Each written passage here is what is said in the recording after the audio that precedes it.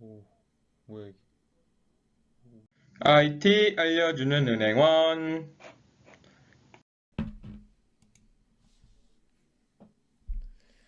안녕하세요. IT 알려주는 은행원입니다.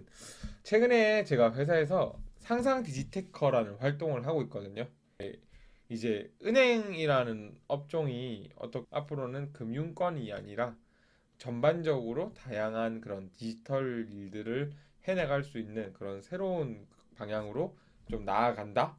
이런 방향성에서 그 상상 디지테커라는 활동을 시작하게 됐는데 제가 감사하게도 이제 1기로 선발이 돼서 활동을 하고 있습니다.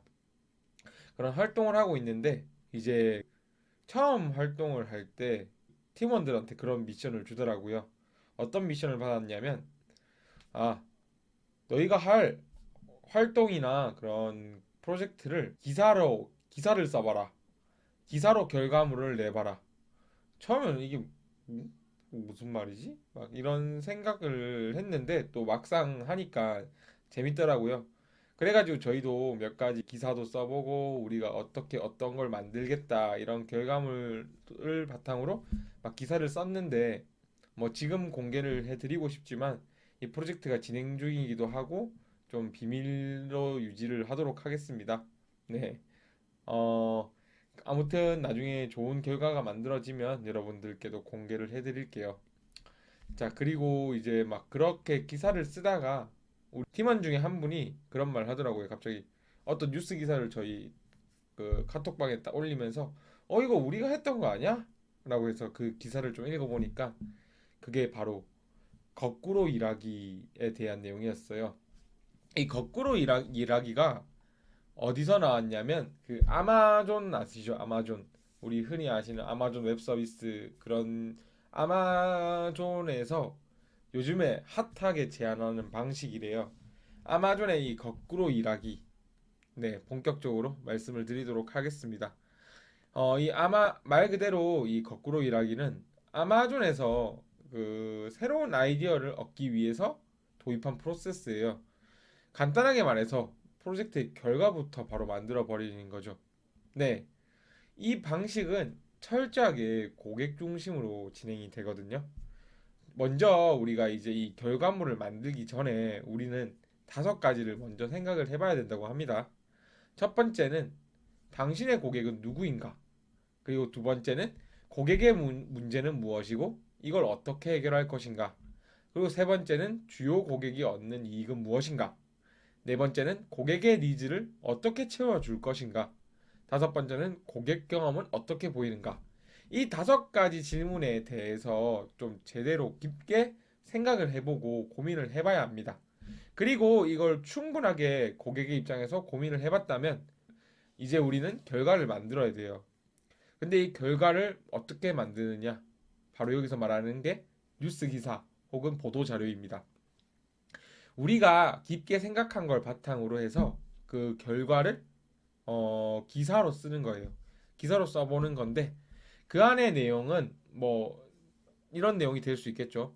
내가 만든 제품이 어떤 제품인데 이 제품이 기존의 제품의 문제를 어떻게 해결하는지 그리고 이 제품의 차별성이 무엇인지 이런 내용들이 포함이 될 수 있을 거고 이런 부분들이 고객 중심에서 생각이 돼서 쓰여지면 됩니다.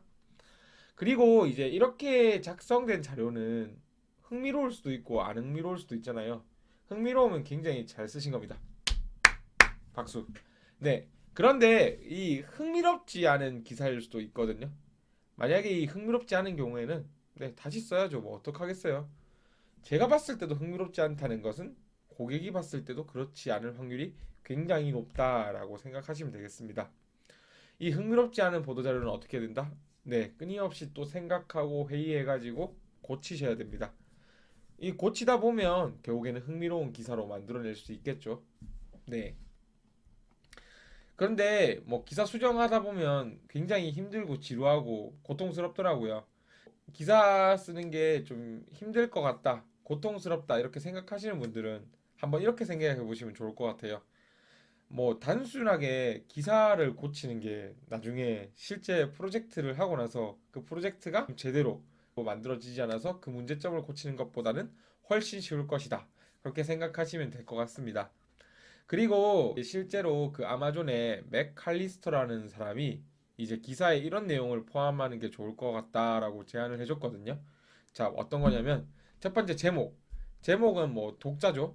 즉 대상 고객이 이해할 수 있는 방식으로 제품 이름을 적어주는 거예요. 네. 그 다음에 부제목. 부제목은 그 제품이 대상으로 하는 고객층이 누구인지 그리고 어떤 점이 좋은지를 설명해 주면 됩니다. 독자들이 다른 부분을 읽지 않아도 될 정도로 이 부분을 좀 잘 작성을 해주는 게 중요합니다. 그리고 세 번째는 문제점. 신제품이 해결해야 할 기존의 문제점을 설명을 해주면 됩니다.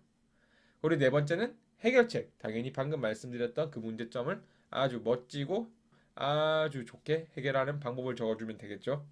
그리고 다섯 번째는 관계자의 말. 뭐 뭐뭐뭐 사장님의 말에 따르면 뭐뭐뭐 이렇게 적는 거죠. 이런 얘기를 적어주고 그리고 이용 방법. 고객 입장에서 봤을 때 얼마나 쉽고 간편한지 그런 걸 적어주는 겁니다. 그리고 고객의 말. 가상의 고객을 딱 상정하고 이제 그 사람들이 이 제품이 어떤지 얼마나 좋은지를 평가하는 것도 적어주는 거예요. 그리고 끝맺으면서 이제 안내의 말을 적어주는 거예요. 이제 마무리 멘트를 탁 쳐주면서 독자들이 어떻게 하면 이걸 이용할 수 있는지를 맺어주면 좋다고 합니다. 자, 이제 이렇게 제안드린 방법을 이용해서 이제 이런 결과물을 뽑잖아요. 그러면 여러분들은 어떤 프로젝트를 진행하실 때 방향성을 잡고 가는 거라고 생각하시면 됩니다. 우리가 큰 틀을 정했잖아요. 우리는 어떻게 만들 거고 이걸 통해서 어떤 결과를 만들 거고 어떤 파급력을 낳을 거다라는 걸 기사를 통해 만드셨으니까 이제는 그렇게 되도록 구체화시켜서 프로젝트를 진행하시면 되는 겁니다. 네. 뭐 저도 이게 처음 해보는 방식인데 왠지 지금 하고 있는 이 프로젝트가 굉장히 잘 될 것 같거든요. 이러한 방법을 써보니까 그동안 뭐 대학생 때나 이렇게 겪었던 팀플 지옥을 이제 좀 탈출해 볼 수 있지 않을까 그런 생각이 듭니다. 네, 이상은 여기까지 하도록 하겠습니다. 감사합니다.